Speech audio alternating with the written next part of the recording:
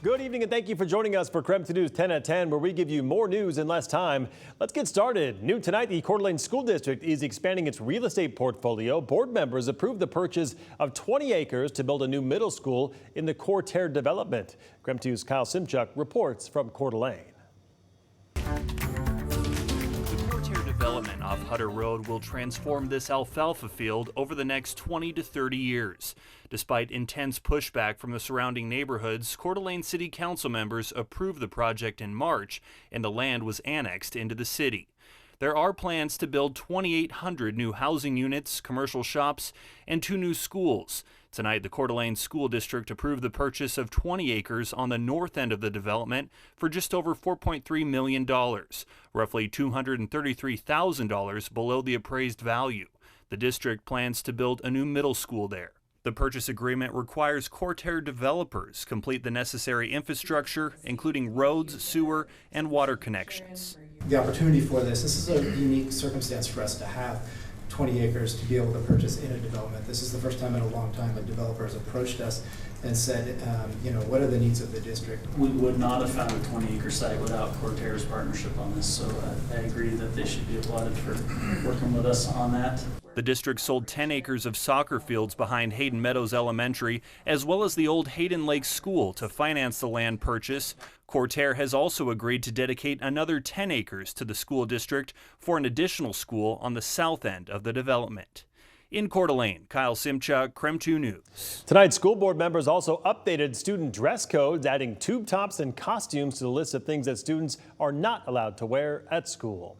Also new tonight, nearly $10 million has been awarded to the city of Spokane, all in the name of making streets safer. The money is part of a grant announced by Senator Maria Cantwell. With a local match, that comes out to $12 million. So here's what's included in the cost breakdown: improving and adding bike lanes, building new sidewalks and replacing stairs and pathways that are regularly used, enhancing ADA ramps, and adding more signals at busy streets to make it safer for pedestrians to cross. According to the city, 85% of deadly and serious crashes involve bikes or pedestrians. New within the last few months, a local property management company is accused of claiming hundreds of thousands of dollars in false rental assistance during the COVID-19 pandemic. According to documents, AllStar Property Management is owned by Guy Parker, who managed properties owned by Arlen Jordan. At the time, Jordan was serving a prison sentence for drugging and raping a tenant.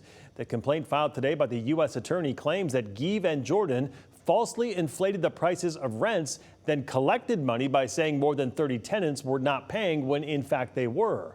The complaint states the two then split the money. We have new information tonight about a Washington state law. The U.S. Supreme Court is upholding a ban on conversion therapy for minors aimed at changing their sexual orientation or gender identity. That law passed 5 years ago, but a counselor in Western Washington challenged it, claiming it violated his free speech rights.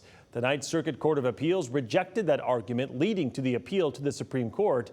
As one Seattle U law professor put it, today the court did not say it agreed with the law, it just declined to hear the case. That's part of the confusion that happens quite a bit, is that, oh, they didn't take this case. That means they believe it's a valid law in Washington state. They simply declined to hear the case. And the net effect is that then the Ninth Circuit ruling remains in effect, which says it's a valid law.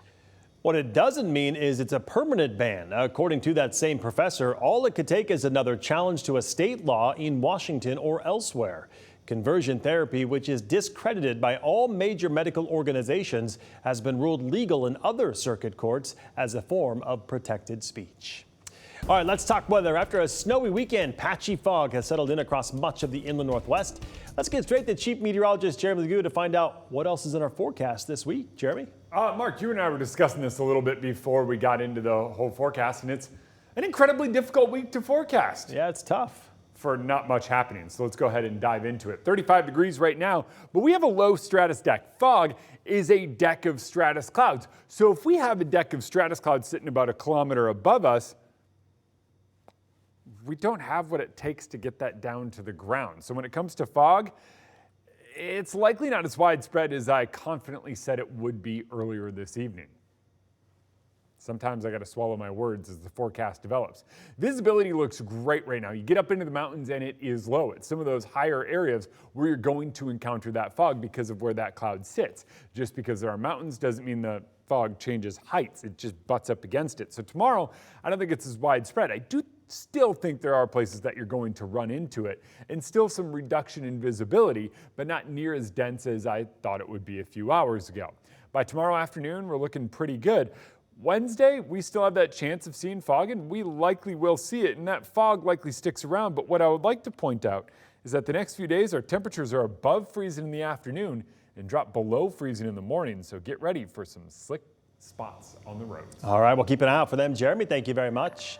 And speaking of, taking a live look at Snoqualmie Pass right now. The pass saw more than 2 feet of snow since Friday, and according to WashDOT, that is just 2 inches below average for this time of year. Even with the new snow in some of the passes, some local ski resorts are having problems opening. Typically, opening weekend falls right around Thanksgiving, but places like Silver Mountain won't fully open until later this week. The general manager says they have been open the last 2 weekends on a limited schedule, but full-time operations kick off on Thursday. He also says when it comes to snowfall, he is keeping a positive outlook. You know, it's been an interesting year because we've gotten snow and then we've gotten rain and then snow and then rain. So not a normal year by any stretch of the imagination, but you know, once we get to this time of year, hopefully we get rid of the rain and we're all snow. Mount Spokane is expecting to open the 3 lifts on Wednesday. Schweitzer and Lookout Pass are currently open. And now to our night beat with a quick look at the day's top stories. The Lower Costs, More Transparency Act passed just hours ago in the U.S. House. It was approved by a 320 to 71 vote. Sponsored by Representative Kathy McMorris Rogers, the bill aims to ensure Americans know the price of their health care by requiring price transparency for hospitals, insurance companies, and labs. KREM 2's Whitney Ward spoke one-on-one with McMorris Rogers today, who called the bill real-world change. I would encourage people to look at the good work that is being done. This is an example of making a real world difference for people when it comes to the price of their health care and in enacting a policy that's going to drive down the cost of health care for patients. And we have a bill now that has major support and is going to make a big difference for families and small businesses in Eastern Washington. The bill also ensures prescription drugs stay the same price whether the clinic prescribing them is owned by a hospital or an independent doctor's office. Meantime, the city of Spokane Valley and partner agencies held a town hall to address homelessness just hours ago. This comes just 1 week after the city council approved an action plan, with the top objective being to prevent homelessness in the first place. The city hopes to work on increasing the availability and flexibility of affordable housing. The city's homelessness plan is in addition to the regional homeless authority with the city of Spokane and the county. The Spokane Police Major Crimes Unit is investigating tonight after 2 people were killed in a shooting over the weekend. Police found the man and woman in Hilliard on Friday night just after 11 p.m. Police are not saying if there are any suspects at this time. Meantime, they are asking anyone with surveillance video to please call Crime Check. That number is right there at the bottom of your screen. And that was your Night Beat. To learn more about any of these stories, just head to our website. That's KREM.com. Well, passengers aboard a transatlantic Delta Airlines flight got stranded for more than 24 hours over the weekend at a remote military base in Canada. A mechanical issue forced the plane to land, but it was ultimately the harsh cold and runway conditions that kept them on the ground. The plane was traveling from Amsterdam to Detroit. Delta sent a rescue plane, but the same conditions meant that plane couldn't fly either. Passengers slept in military barracks until they could finally take off. K9 crews are still searching through rubble tonight after a building in New York collapsed today. It happened just after 3 this afternoon. The building was quickly evacuated, but the stability of the rest of the building is not known tonight, so it is unknown when people will be allowed to go back in. Officials say there are no known victims at this time, but there is a possibility people could still be trapped inside. Meantime, police are investigating another mass shooting in Las Vegas today. Officials say they found 5 people shot. 4 of them have died. The 5th is in the trauma hospital, and police say the investigation is ongoing and few details are being released at this hour. Just last week, 4 people were shot at the University of Nevada, Las Vegas campus. 3 of those victims died. And that was